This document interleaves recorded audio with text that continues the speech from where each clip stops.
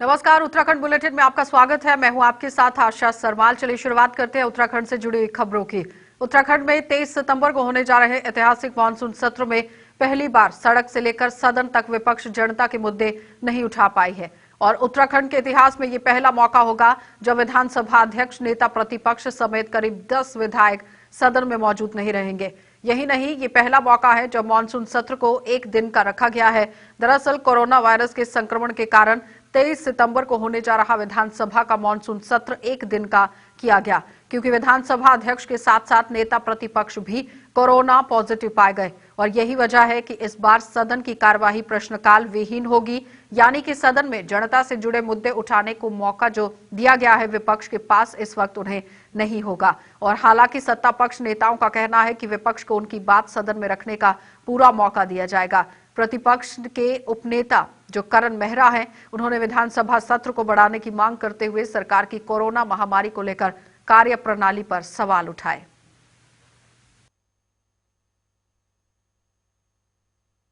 लेकिन एक तो कोरोना के बहाने, दूसरा जो वक्त कम किया गया है वो विपक्ष का नुकसान। देखिए, सत्र बुलाना बहुत ही आवश्यक था इस समय संवैधानिक प्रक्रिया के तहत, और 3 दिन का सत्र आहूत किया गया था। माननीय प्रदेश हमारे जो है माननीय विधानसभा अध्यक्ष है, उन्होंने 3 दिन का सत्र आहूत किया था, किंतु स्थितियां इस समय बहुत ज़्यादा बिगड़ गई है। हमारे बहुत सारे विधायक पॉजिटिव आए हैं, नेता प्रतिपक्ष पॉजिटिव हैं, स्वयं माननीय विधानसभा अध्यक्ष जी पॉजिटिव आए हैं। ऐसी परिस्थिति को कल कार्य मंत्रणा समिति की बैठक थी, माननीय रघुनाथ सिंह जी चौहान जो विधानसभा के उपाध्यक्ष हैं, उनके नेतृत्व में बैठक की गई है और उस बैठक में तय किया गया है कि हम सारा बिजनेस एक दिन में ही समेट लेंगे, एक दिन में हम पूरा करेंगे, ताकि आज कोविड टेस्ट का भी यहाँ पर जो देख रहे हैं कि आप 2 दिन का यहाँ पे शिविर लगा हुआ है। सभी विधायकों को ये निर्देशित किया गया है माननीय विधानसभा अध्यक्ष जी के द्वारा कि सब अपना अपना टेस्ट करवाएं और तभी विधानसभा में प्रवेश करेंगे, और कहीं कहीं वर्चुअल भी हो सकता है। इसलिए विधानसभा के जो काम हैं, जो विधानसभा में होने चाहिए थे, कुछ हमारे बिल हैं और कुछ प्रतिपक्ष नहीं। देखिए, हम लोग तो चाह रहे हैं कि सदन बढ़े, और 3 दिन का पहले गवर्नमेंट ने कहा था, कम से कम 3 दिन चलना चाहिए, वैसे ज़्यादा चलना चाहिए। आप देख रहे होंगे कि बड़ी बड़ी घटनाएं इस राज्य में हो रही हैं। कोरोना में अगर आप देखें, उर्वादत्त भट्ट जी का मामला है, उनकी स्वयं मतलब मुख्यमंत्री की ओएसडी हैं और पत्नी की डेथ होने के बाद 6 घंटे तक बॉडी नहीं मिली इसी देहरादून से लगे हुए एक बड़े हॉस्पिटल में। तो ये अपने आप में चिंता के विषय। जब मुख्यमंत्री के ओएसडी के परिवार के संग ऐसा हो रहा है तो अन्य लोगों के संग क्या हो रहा होगा। साथ में महेश नेगी जी का प्रकरण है, उस महिला का प्रकरण है। उसके अलावा बेरोजगारी है। हर गांव में 50-60 लड़के ऐसे हैं जो घर आ गए हैं नौकरियां छूट के, उनके ऊपर बहुत बड़ा संकट है, परिवारों के ऊपर संकट है, वो विषय रह गए। आपने देखा होगा सांख्यिकी विभाग ने दिल्ली की एक लिस्ट जारी की जिसमें जो सबसे महंगे 5 राज्य हैं उसमें उत्तराखंड भी है। दिल्ली जिसके पास सारी सुविधाएं, वहां के लोगों के पास तमाम किस्म की सुविधाएं हैं, उत्तराखंड के पास कोई सुविधा नहीं है, और उत्तराखंड दिल्ली से भी महंगा राज्य। तो ये ऐसे मुद्दे हैं। आपने देखा होगा दूसरा, किसानों के भुगतान को लेकर हर बार सदन में कहा जाता है भुगतान कर रहे हैं, और हाईकोर्ट जाके हाईकोर्ट के डिसीजन के बाद जो है वो गवर्नमेंट को जो है प्रेशर में आके किसानों का भुगतान करना पड़ा। और पिछले मैं 3 साल से देख रहा हूँ हाईकोर्ट के डिसीजन जो हो रहे हैं उसके बाद तो सरकार कर रही है खुद अपनी मर्जी से कुछ नहीं। हम चाहते हैं हाउस चले और हाउस में ये जो ज्वलंत मुद्दे हैं वो उठें और पब्लिक तक सही चीजें जाएं, क्योंकि जैसे धारचूड़ा उतना बड़ी आपदा आई, 3 महीने हो गए, 22 लोग मरे हैं, मुख्यमंत्री कल गए, मतलब 4 महीने में, वो भी सामरिक दृष्टि से आप देखें जो प्रदेश का वो कोना है जो चाइना के बॉर्डर से लगा हुआ है। अगर हम उन लोगों का विश्वास नहीं जीतते, अगर उनका विश्वास हम खोते हैं, कल को खुदा ना खास्ता अगर चाइना ने अटैक किया तो क्या वहां के आवाम का हमको समर्थन मिलेगा, क्या लोगों का हमको समर्थन मिलेगा? ये सोचने ही प्रश्न है। ये सारे ज्वलंत मुद्दे ऐसे हैं जिनको हम उठाना चाहते हैं, और हाउस चले तो निश्चित ही प्रदेश के लिए व देश के लिए दोनों के लिए अच्छा होगा। तो हरिद्वार के रोशनाबाद में आज 8 कैदी फरार हो गए। कोविड-19 के चलते इन कैदियों को जेल के पास ही अस्थायी जेल में बदली गई भिक्षुक गृह में 7 दिनों के लिए रखा गया और मौका मिलते ही कुख्यात कैदी आज तड़के वहां से फरार हो गए, जिसकी सूचना पुलिस महकमे को मिलते ही हड़कंप मच गया और पूरे जिले में कैदियों की तलाश की जा रही है और जिले के सभी बॉर्डर पर तलाशी अभियान जारी है। वहीं अस्थायी जेल के साथ सटे जंगलों में भी इन कैदियों की तलाश की जा रही है।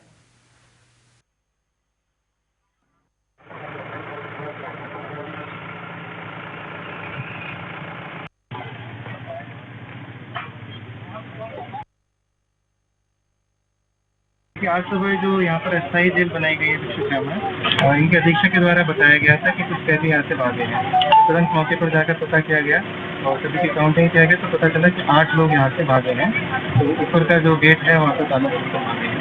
तो सर्च कराया जा रहा है और जेल अधीक्षक के द्वारा जो भी इसमें तहरीर दी जाएगी उस आधार पर मुकदमा दर्ज करके आगे कार्रवाई करेंगे। तो कोविड के दस्तर बनाया गया है कि जो भी कैदी पहले रिमांड लिया जाता है, पहले जब तक कि उनकी रिपोर्ट नहीं आती तब तक उनको अस्थायी इसमें रखा जाता है। इसके बाद परमानेंट जेल में शिफ्ट किया जा रही है। इनका हुलिया भी निकाला गया है तो जल्दी आता है। सब दोबारा से पूरा देखा जाएगा, सिक्योरिटी का ऑडिट भी किया जाएगा जेल प्रशासन के साथ मिलकर, और जहाँ भी कुछ कमियां हैं उसको दूर किया जाएगा। चेकिंग कराई जा रही है, पूरा कॉम्बिंग कराई जा रही है, फिर पीछे के एरिया में सभी बैरियर्स पर चेकिंग कराई जा रही है और जो भी इनका हुलिया है, फोटोज है, वो सभी को दे दिए गए हैं। तो सभी अलग अलग जगह के हैं।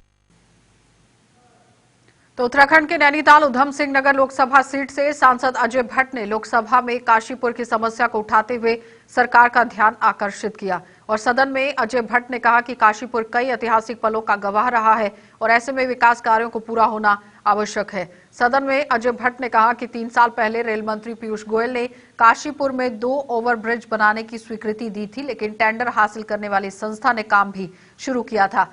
बावजूद उसके कुछ दिनों बाद ही ठेकेदार फरार हो गया, जिसकी वजह से काम ठप हो गया।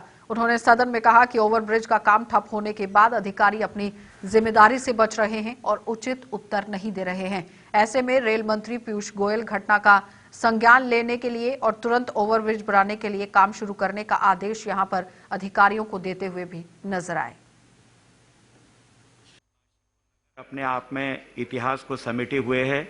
यहाँ द्रोण सागर है, द्रोणाचार्य जी की तप स्थली है, द्रोणाचार्य जी का किला है, वहाँ पर कौरव पांडवों को शिक्षा दी गई है ऐसा कहा जाता है। तुलसीदास जी ने यहाँ पर पौधा लगाया है, चंद राजाओं की राजधानी है। यहाँ पर माननीय रेल मंत्री जी ने 3 साल पहले 2 सड़कों के ऊपर से ओवरब्रिज स्वीकृत किए थे। बड़े कष्ट की बात है मान्यवर कि काम भी प्रारंभ हुआ, काम प्रारंभ होने के बाद बंद हो गया और ठेकेदार वहां से भाग गए, ये बताया जाता है। कोई भी अकाउंटेबिलिटी नहीं है, कोई भी अधिकारी इसका उत्तर देने के लिए तैयार नहीं है। इसलिए मैं आपसे विनम्र निवेदन करता हूं कि माननीय रेल मंत्री जी से इन 2 ओवरब्रिजों को तुरंत बनाने की कृपा। तो राजधानी देहरादून में बढ़ रहे लगातार कोविड-19 के मामलों को लेकर अब पुलिस भी सख्त हो गई है। राजधानी के चौक चौराहों पर सघन चेकिंग अभियान चलाकर लोगों को जागरूक करने के साथ साथ नियमों का पालन न करने वाले पुलिस ने कार्रवाई शुरू कर दी और इसी कड़ी में पुलिस ने अब राजधानी देहरादून के प्रमुख चौराहों पर बिना हेलमेट और मास्क के चलने वालों को कार्रवाई उनके खिलाफ करने की कोशिश की है, यानी कि उन्हें नकेल उनकी कसने की भी कोशिश की गई जो लोग मास्क नहीं पहन रहे हैं। और इस दौरान पुलिस अधिकारी अरुण असवाल ने बताया कि हम लोगों को जागरूक करने का काम कर रहे हैं और इसके साथ ही जो लोग नियमों का पालन नहीं कर रहे हैं उनके चालान भी काटे जा रहे हैं ताकि लोग नियमों का पालन करें। इस तरह से सीख देने की कोशिश की जा रही है। हमारे द्वारा जो बिना मास्क के चल रहे हैं, चाहे वाहन पे चल रहे हो चाहे पैदल चल रहे हो, उनका चालान काटा जा रहा है। उसके अलावा जो बिना हेलमेट के आ रहे हैं या रैश ड्राइविंग करते आ रहे हैं, ट्रिपल राइडिंग करते आ रहे हैं, उनका भी हमारे द्वारा चालान काटा जा रहा है। जो भी नियमों का उल्लंघन करते पाया जा रहा है उसके खिलाफ सख्त से सख्त कार्रवाई की जा रही है। जागरूकता के लिए हमें सब बताया जा रहा है पब्लिक को कि भाई मास्क लगाएं और जहाँ भी कहीं भी सार्वजनिक स्थान पर ना थूकें और मास्क का हमेशा प्रयोग करें और सैनिटाइजर का भी इस्तेमाल करते रहें, क्योंकि इस समय कोरोना बहुत ही तीव्र गति से बढ़ रहा है, जिस समय सावधानी बहुत ज़रूरी है।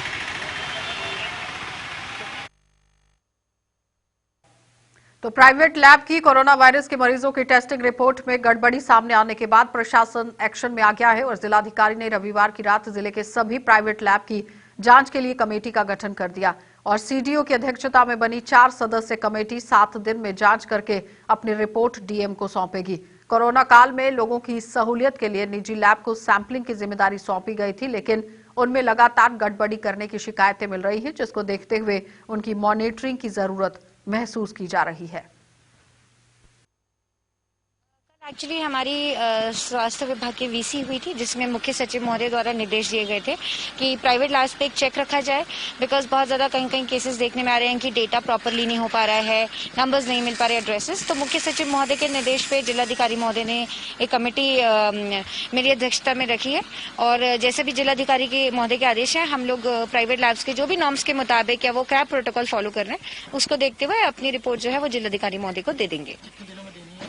एक सप्ताह का टाइम दिया है जिलाधिकारी महोदय ने। तो जो कमेटी में और भी मेंबर्स हैं, एडीएम हैं, और उसके बाद और माइक्रोबायोलॉजिस्ट भी हैं, एपिडेमियोलॉजिस्ट भी हैं, हम लोग से मिलकर एक सप्ताह में प्राइवेट लैब्स का सभी जो यहाँ पे ऑपरेट कर रही हैं उनके प्रोटोकॉल्स को देखते हुए एक सप्ताह में रिपोर्ट देंगे। तो केंद्र सरकार के द्वारा पास किए गए कृषि बिल के विरोध में आज भारतीय किसान यूनियन द्वारा रुड़की तहसील में एक दिन का धरना प्रदर्शन किया गया। इस दौरान उन्होंने प्रधानमंत्री के नाम ज्वाइंट मजिस्ट्रेट को एक ज्ञापन भी सौंपा, जिसमें पास किए गए कृषि बिल को वापस लेने की मांग की गई। किसानों का कहना है कि केंद्र सरकार ने मनमानी करके किसान विरोधी बिल पास कर लिया है, लेकिन भारतीय किसान यूनियन किसी भी हालत में इस बिल के नियमों को नहीं मानेगी। और भारतीय किसान यूनियन के जिला अध्यक्ष विजय शास्त्री ने बताया कि फिलहाल हमने ये ज्ञापन प्रधानमंत्री के नाम ज्वाइंट मजिस्ट्रेट को दिया है, और अगर हमारी मांग पूरी नहीं होती तो हम आगे आने वाले समय में सड़कों पर भी उतरने को मजबूर हो जाएंगे। उन्होंने इस बिल को लेकर प्रधानमंत्री से किसानों के साथ बैठक करने की गुहार लगाई। उन्होंने कहा कि ये सब कुछ उद्योगपतियों को खुश करने के लिए किया जा रहा है। बात तो आ रही है भाई, दुगनी आमदनी करेंगे, बस दुगनी आमदनी भाई किस तरह होगी 2022 तक, हम उसे बताओ।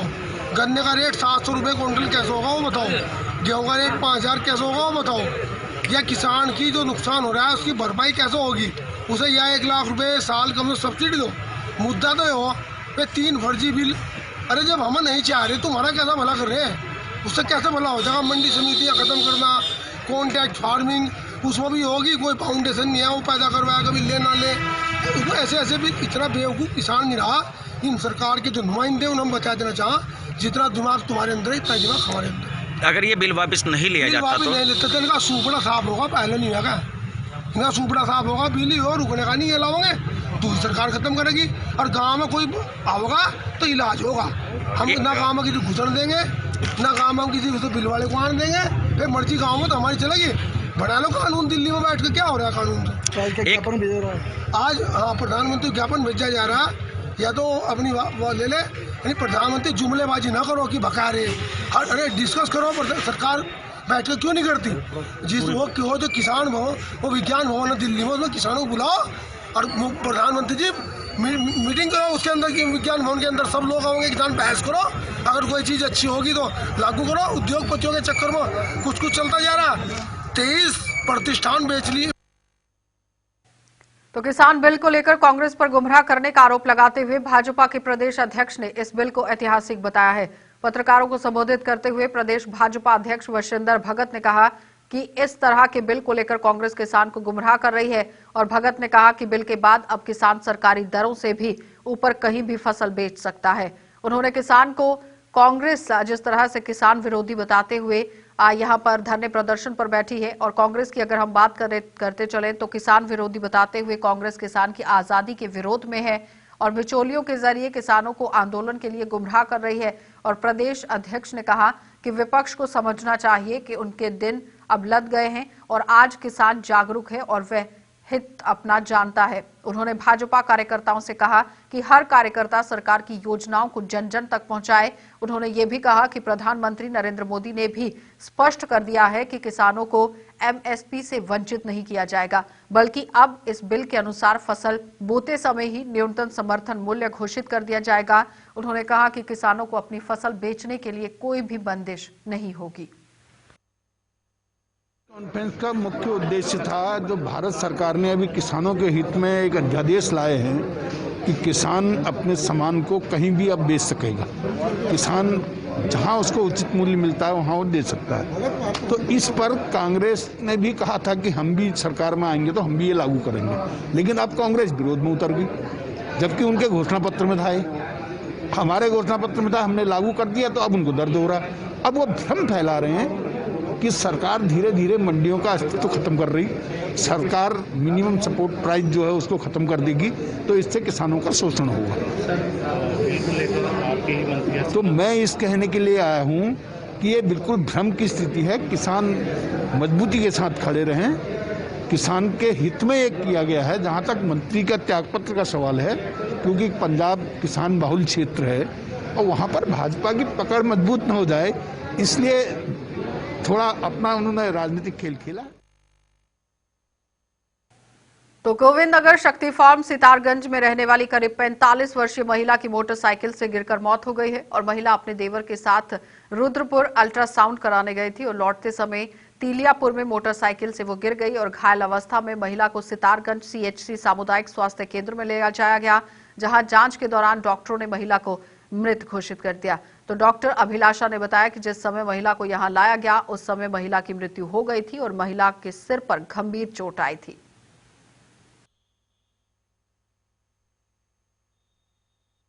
बैकंठपुर के रहने वाले हैं और इनका नाम सावित्री बाइन है। उम्र लगभग 45 साल है। इनके कथन अनुसार, इनके घर वालों के कथन अनुसार ये बाइक में कहीं जा रही थी और अचानक से ये बाइक से नीचे पीछे पीठ की तरफ गिर गई और जब इनको लाया गया था यहाँ पे, तब ये पहले से लगभग इनको आधा घंटे से ज़्यादा हो चुका था कि मृत अवस्था में। इन्होंने बताया कि शक्ति फार्म तिलियापुर के आसपास ये घटना हुई है जहाँ पे ये बाइक से गिरी है। ये अपने दामाद के संग गाड़ी में थी और उनके कथन अनुसार ये अचानक गाड़ी से बेहोश होकर पीछे की तरफ गिर गई। मेरा घर वाली, मैं काम पे गया था, जमादार और उसको सांस दिया था अस्पताल में। आने का टाइम वो पीछे से गिर गया चक्कर आके, बस और कुछ पता नहीं। कितनी उम्र होगी उनकी जो खत्म हुई है आपकी से? ऐसे होगा 45 हो गया। किस जगह की बात है, ये कहाँ गिरी हैं? ये मुझे पता नहीं है कहाँ गए, रुद्रपुर से आ रहा था। एनएसयूआई ने मैक्स अस्पताल देहरादून की कार्यप्रणाली पर सवाल उठाते हुए अस्पताल प्रशासन का पुतला दहन कर जमकर नारेबाजी की। एनएसयूआई के अध्यक्ष मोहन भंडारी का कहना है कि बीते 19 सितंबर को कोरोना संक्रमण के चलते नेता प्रतिपक्ष डॉक्टर इंदिरा हृदयेश को मैक्स अस्पताल में इलाज के लिए ला जाया गया था, लेकिन मैक्स अस्पताल प्रशासन द्वारा लापरवाही पूर्ण रवैया जो है उसमें अपनाया गया और उन्हें वंचित सुविधाओं से यहां रखा गया है, यानी कि सुविधाएं उन्हें नहीं दी गई, वंचित रखा गया, जिसके बाद करीब 4 घंटे के इंतजार के बाद प्रशासन को उन्हें सिनर्जी जो अस्पताल है वहां पर भर्ती करना पड़ा। उन्होंने कहा कि प्रदेश के एक वरिष्ठ जनप्रतिनिधि के साथ इस प्रकार का बर्ताव अस्पताल प्रशासन की कार्यप्रणाली को दर्शाता है और उन्होंने कहा कि सरकार के निर्देशों पर भी अस्पताल प्रशासन ने कोई रुचि नहीं ली और समय रहते उन्हें इलाज के लिए अन्य जगह ले जाना पड़ा और इससे आम जनता को मिलने वाली सुविधाओं का अंदाजा लगाया जा सकता है। प्रकार से कांग्रेस के एक वरिष्ठ नेता और जो कि नेता प्रतिपक्ष हैं वर्तमान में, मैक्स अस्पताल प्रशासन द्वारा सरकार के निर्देशों के बावजूद उन्हें व्यवस्था नहीं मुहैया करा गई और उनके साथ बर्ताव जो किया गया उसकी हम कठोर निंदा करते हैं और मैक्स अस्पताल का जो प्रशासन है उसके खिलाफ सरकार से मांग करते हैं कि कठोर से कठोर कार्रवाई हो, क्योंकि उन्होंने नेता प्रतिपक्ष को 4 घंटों तक कोई भी व्यवस्था वहाँ पर नहीं दी और 4 घंटे बाद उन्हें आखिरकार सिनर्जी अस्पताल में भर्ती करना पड़ा। उत्तरकाशी यमुनोत्री पैदल मार्ग की स्थिति जो है वो 10 दिन बाद भी नहीं सुधरी है। हालांकि यमुनोत्री पैदल मार्ग पर लोक निर्माण विभाग द्वारा वैकल्पिक मार्ग तैयार किया जा रहा है, जिस पर यात्रा शुरू करवा दी गई। वहीं इस वैकल्पिक मार्ग पर मंदिर समिति के पदाधिकारियों ने सवाल उठाए हैं। मंदिर समिति के पदाधिकारियों ने मांग की है कि भंडेली घाट से मलबा हटाया जाए, क्योंकि ये कभी भी यात्रियों के लिए खतरा बन सकता है। और ये भी बताते चले कि बीती 12 सितंबर को यमुनोत्री पैदल मार्ग पर भंडेली घाट से समीप जो अचानक भूस्खलन होने के कारण यमुनोत्री धाम के पैदल मार्ग का करीब 30 मीटर हिस्सा बह गया था और साथ ही वहां पर साधु की कुटिया पर बड़ा बोल्डर गिर गया और घटना में साधु की जान बाल बाल बच गई। उसके बाद यमुनोत्री धाम की यात्रा रोक दी गई थी और अब धाम की यात्रा निर्माणाधीन पैदल मार्ग से यात्रा शुरू करवा दी गई है। तो यमुनोत्री धाम जो है वो मंदिर समिति के सचिव कृतेश्वर उनियाल ने बताया है कि यात्री जो ऋषि नदी को पार करके वैकल्पिक मार्ग पर पहुंच रहे हैं, उन्होंने ये भी कहा कि इस संबंध में लोक निर्माण विभाग से मांग की गई है कि ऋषि जो नदी है इसके ऊपर से मलबा हटाया जाए, क्योंकि ये कभी भी हल्की बरसात में यात्रियों के लिए खतरा बन सकती है।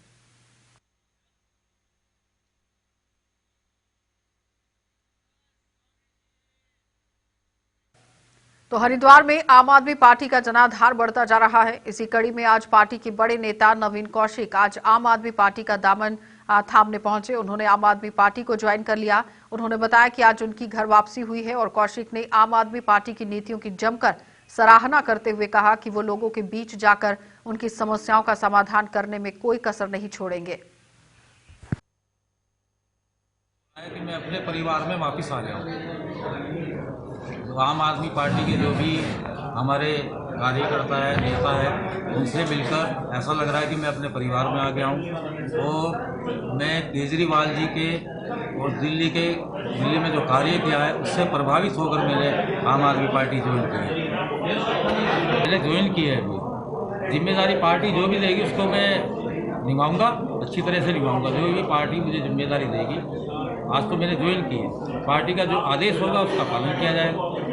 जो नवीन कौशिक जी सपा छोड़ के हमारी आम आदमी पार्टी का दामन थामा है, उनके साथ में सैकड़ों लोगों ने आम आदमी पार्टी की आज सदस्यता ली है। और अब आने वाले जो समय है, आगे बहुत बड़े बड़े चेहरे हमारी पार्टी में शामिल होने वाले हैं। और आप देखेंगे कि कल हम इसका एक उदाहरण देंगे कि आम आदमी पार्टी की शक्ति जो है वो कितनी है। कल जो ये सरकार अपनी मनमानी कर रही है, तो कल उसी का हमारा विधानसभा का घेराव है, जिसे हम कल करने जा रहे हैं। हमारे देहरादून में इसका घेराव होगा और आगे जाके बहुत सारे लोग जो नीतियों से प्रभावित होकर हमारी पार्टी में आ रहे हैं, तो एक बहुत बड़ा जो हमारी पार्टी में है, एक बहुत बड़ी तादाद में लोग आएंगे और 2022 में हम 70 की 70 सीटों में हम चुनाव।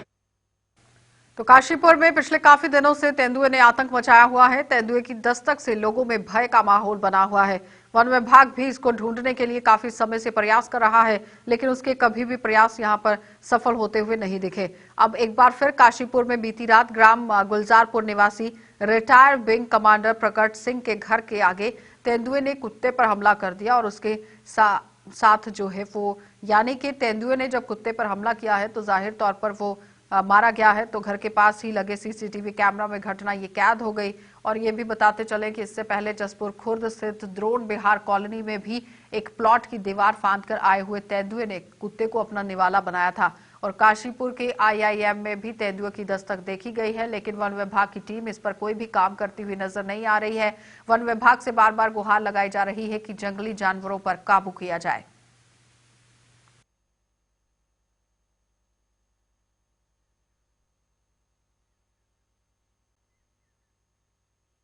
करीब 3-4 दिन पहले हमको सूचना मिली थी कि डोना सागर में किन्हीं बच्चों द्वारा गुलदार को देखा गया है कि उनके कुत्ते पे अटैक करा। मगर हम जब वहाँ मौके पे गए, वहाँ ऐसा कुछ नहीं, ना उसके कोई पदचिन्ह मिले, ना वहाँ कोई गुलदार की ऐसा वो हुआ। तब भी एहतियात के तौर पे हमारा स्टाफ और मेरे द्वारा खुद स्वयं वहाँ जाके पूरी कोशिश की जा रही है कि अगर दिख जाता है उसको तो फिर उसके बाद उसकी पकड़ने की कार्रवाई की जाएगी। क्योंकि वहाँ वो क्षेत्र ऐसा है, बिल्कुल आबादी है, बीच आबादी का क्षेत्र है। वहाँ कैमरे भी नहीं लगाए जा सकते एकदम, क्योंकि कैमरे फिर चोरी होने का भी डर है। तो ये है कि अगर हमको जरा भी इसका, हम डेली जाके देखते हैं कि वहाँ पंजे दिख जाएं या उनका कोई ऐसा वो पता चले, तो उस तरीके से फिर हम बाकी हम अपनी तरफ से पूरी कोशिश कर रहे हैं कि कुछ वहाँ पे उसका हो। सर, आज भी एक CCTV फुटेज वायरल हो रहा है जिसमें एक तेंदुआ जो कुत्ते को ले जा रहा है, वो सर इस तरह मामला आया है? नहीं, मेरे संज्ञान में तो सुना है मैंने आज सुबह किसी के द्वारा कि ऐसा ऐसा वायरल हो रहा है वीडियो, मगर वो वीडियो शायद गुलजारपुर साइड का है, वो मेरे क्षेत्र का नहीं। जी हो सकता है, क्योंकि हमारे अधिकारियों ने भी उसको देखा हो। आपके द्वारा? मेरे द्वारा जो संबंधित वन क्षेत्र अधिकारी RO रामनगर हैं, हो सकता है उन्हें सूचित किया गया हो DOP साहब को। तो इसमें वन विभाग की टीम, वन विभाग को भी कई बार इनकी फुटेज दे चुके हैं हम, उनका कोई रिस्पांस नहीं है किसी प्रकार का। लोगों के कोई किसी का कुत्ता नहीं बचा। लोग रात को घर से निकलने से डरते हैं। गांव के लोग बहुत दुखी है इस चीज से। तो लाल कुआं में बिजली के बढ़ चढ़कर आ रहे बिलों को दुरुस्त करने एवं बढ़ी हुई राशि को तत्काल वापस करने की मांग को लेकर आज युवा कांग्रेस ने विद्युत वितरण उपकेंद्र में अधिशासी अभियंता के नाम एक ज्ञापन सौंपकर उपभोक्ताओं की समस्याओं का निवारण करने की मांग की। यूथ कांग्रेस नेता कमल दानू के नेतृत्व में दर्जनों पीड़ित परिवार विद्युत वितरण और उपकेंद्र पहुंचे, जहां पर उन्होंने ज्ञापन सौंपते हुए कहा कि पूर्वी राजीव नगर और घोड़ा नाला और पटेल नगर में विद्युत उपभोक्ताओं के बिजली के बिल पिछले 2-3 महीने से काफी बढ़कर आ रहे हैं, जबकि विद्युत उपभोक्ता विद्युत उपयोग पूर्व की भांति कर रहे हैं। उन्होंने कहा कि वो कई बार इसकी शिकायत विभाग से कर चुके हैं, लेकिन विद्युत विभाग द्वारा अभी तक कोई कार्रवाई नहीं की गई। परेशानी पहले का बिल आया 960 रुपया, दूसरी बार का आया 1500, अभी सीधे 3000 आ गया। इतना बिल कहाँ से भरेंगे? और लाइट आए नहीं ना रात ना दिन, और 100 रुपया भी लगाया हमने, बचेगी बिल करके 6-7 हजार का 100 जगह प्लेट लगाई, फिर भी बिल उठने का उतना ही है, दुगना तिगुना बढ़ा। क्या मांग कर रहे हैं? क्या मांग कर रहे हैं? कम बिल भरेंगे नहीं जब तक कम नहीं होगा बिल। तो मसूरी की बहुप्रतीक्षित 4.50 करोड़ की लागत से रोपवे निर्माण को लेकर हटाए गए 84 परिवारों को आवास उपलब्ध कराने के लिए आम आदमी पार्टी ने आंदोलन के तहत प्रदर्शन किया। बड़ी संख्या में आम आदमी कार्यकर्ता के साथ सिफिन कोर्ट से हटाए गए मजदूर व उनके परिवारों के सदस्य गांधी चौक पर एकत्रित होकर माल रोड होते हुए नगर पालिका प्रांगण पहुंचे, जहां उन्होंने पालिका परिषद के विरुद्ध जमकर नारेबाजी की। इस मौके पर शांति व्यवस्था बनाए रखने के लिए पुलिस को भी खासा पसीना यहां पर बहाना पड़ा। और इस संदर्भ में पालिका अध्यक्ष जो कि अनुज गुप्ता हैं, उन्होंने कहा कि इन मजदूरों को प्रशासन ने हटाया है, लेकिन पालिका मानवता के नाते इन गरीबों की व्यवस्था कर रही है। उन्होंने ये भी कहा कि पालिका भूमि देने के लिए बिल्कुल तैयार है, इसके लिए बोर्ड की बैठक भी की जा रही है। वहीं आम आदमी पार्टी की मसूरी विधानसभा के प्रभारी नवीन प्रशाली ने कुछ इस तरह से पूर्व दिनों में जिस तरह शिफन कोर्ट में लोगों को शासन और प्रशासन ने बेघर कर दिया था, उन्होंने कहा कि आम आदमी पार्टी शुरू में ही इन गरीब और बेसहारा मजदूरों के साथ खड़ी है और बिल्कुल वो इनके लिए न्याय के लिए लड़ती रहेगी। उन्होंने प्रशासन से मांग की है कि इन लोगों को जल्द से जल्द न्याय दिया जाए। शिफन कोर्ट की जो कार्रवाई की गई है वो प्रशासन द्वारा की गई है। नगर पालिका ने मानवता के नाते 30 से 35 परिवार वहां पे सेटल कर चुके हैं और जहां जहां नगर पालिका को जगह मिल रही है वो उनकी टेम्परेरी व्यवस्था कर रही है। जहां तक इनकी विस्थापन की बात है, हम प्रशासन को जो भी जमीन हम पे उपलब्ध होगी वो हम शासन प्रशासन को उपलब्ध कराएंगे। बुलेटिन में फिलहाल इतना ही। देश और दुनिया की खबरों के लिए आप बने रहिए JK24/7 न्यूज के साथ।